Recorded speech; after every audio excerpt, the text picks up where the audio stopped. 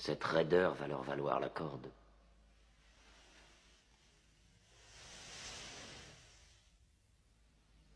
Vous ne vous prosternez pas devant votre prophète? Mahomet est un homme. On ne s'incline que devant Dieu. Où sont les miracles de Mahomet, Jafar? Si c'est bien un prophète, il doit pouvoir embraser le ciel de toutes sortes de miracles. C'est juste en vérité. Dieu a donné à ses prophètes le signe des miracles pour que nous les reconnaissions. Le miracle de Mahomet, c'est le Coran sacré. Un livre, un simple livre écrit par un illettré et attribué à Dieu. Je crois que l'empereur en a assez entendu. Je songeais à la Pentecôte, quand Dieu a envoyé des langues de feu flamboyer au-dessus des apôtres, afin qu'ils puissent parler toutes les langues du monde qu'ils ignoraient auparavant. Mais ce genre de miracle ne se produit plus à notre époque. Merci, c'est suffisant. Vous avez été pitoyable.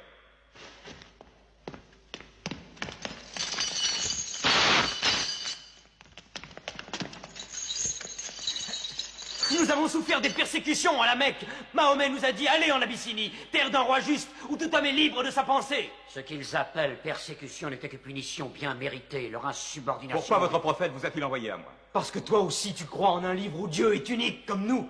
Il nous a envoyés parce qu'au fond de ton cœur, ton Dieu nous protégera tous. Parler avec ces hommes, c'est puiser l'eau d'un mirage. Mais maintenant, leurs paroles me créent un devoir de les écouter, mon ami.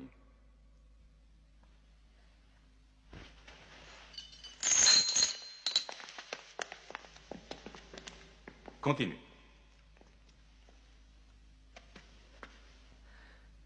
Pendant des années, nous nous sommes prosternés devant du bois et de la terre, des images nées de notre propre fabrication.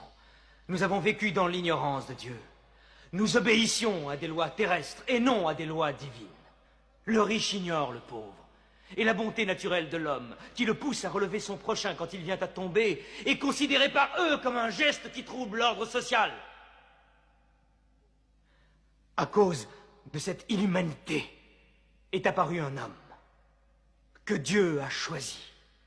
Et en cela, nous croyons de toutes nos forces.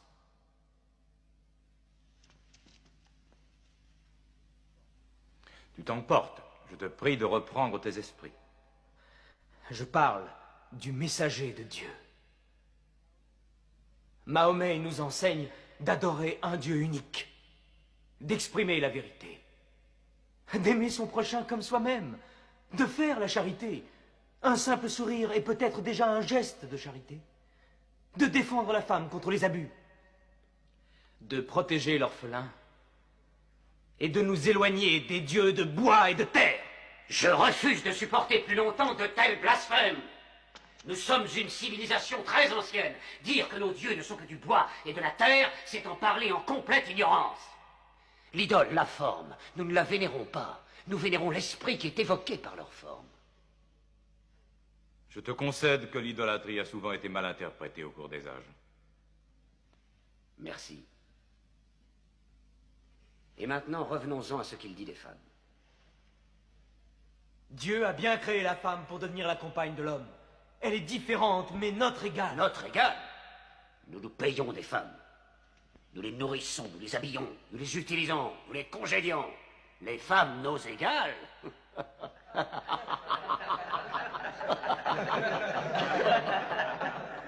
Quand Dieu a créé l'homme, il a conçu un mâle et une femelle. Ah, moi, je te demande de respecter en toute femme le ventre qui t'a porté. Pourquoi tes 300 dieux ont-ils la langue si liée, alors qu'un Dieu unique a une telle éloquence? Dieu nous a déjà parlé par le passé, en s'adressant à Abraham, à Noé, à Moïse et à Jésus-Christ. Pourquoi être surpris quand Dieu s'adresse à nous par l'intermédiaire de Mahomet? Qui t'a appris ces noms? Ils sont tous mentionnés dans le Coran. J'ai connu Mahomet à l'époque où il gardait ses moutons. Et nous savons que le Christ était charpentier. Les paroles du Christ et les paroles de Mahomet sont semblables aux deux rayons d'une même lampe. Il te mente. Il renie le Christ. Toi-même, tu adores 3 dieux, dit-on. Le Père, le Fils et le Saint-Esprit. Qu'as-tu à dire du Christ? Ils disent que Dieu ne peut avoir de fils. Le Christ n'est pas le Fils de Dieu. Parle-moi du Christ. Eh bien, nous disons du Christ ce que le prophète nous a enseigné. Dieu a insufflé le Saint-Esprit dans le ventre d'une vierge appelée Marie qui a conçu le Christ, l'apôtre de Dieu. L'apôtre, tu as entendu, et pas le Fils. Et ton miracle, ton Coran, qu'est-ce qu'il dit de la naissance de notre Seigneur Jésus-Christ? Je peux citer les paroles? Approche-toi.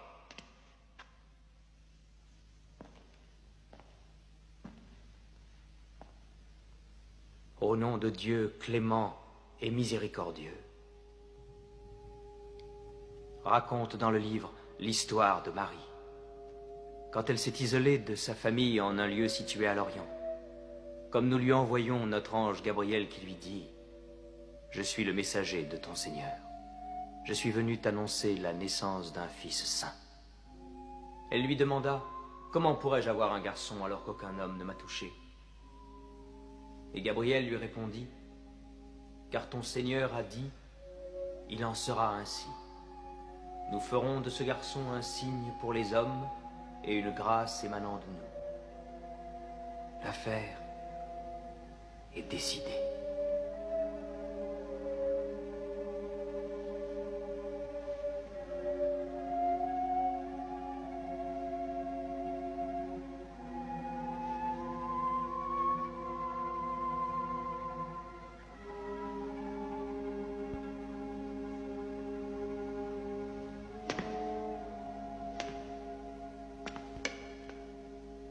Finalement, la différence entre nous et vous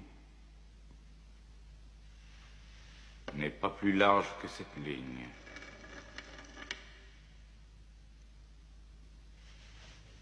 Contre une montagne d'or, je ne te les livrerai pas. Vous pouvez vivre en Abyssinie en paix, aussi longtemps que vous le souhaiterez. Et puisse Dieu vous bénir tous pendant votre retour.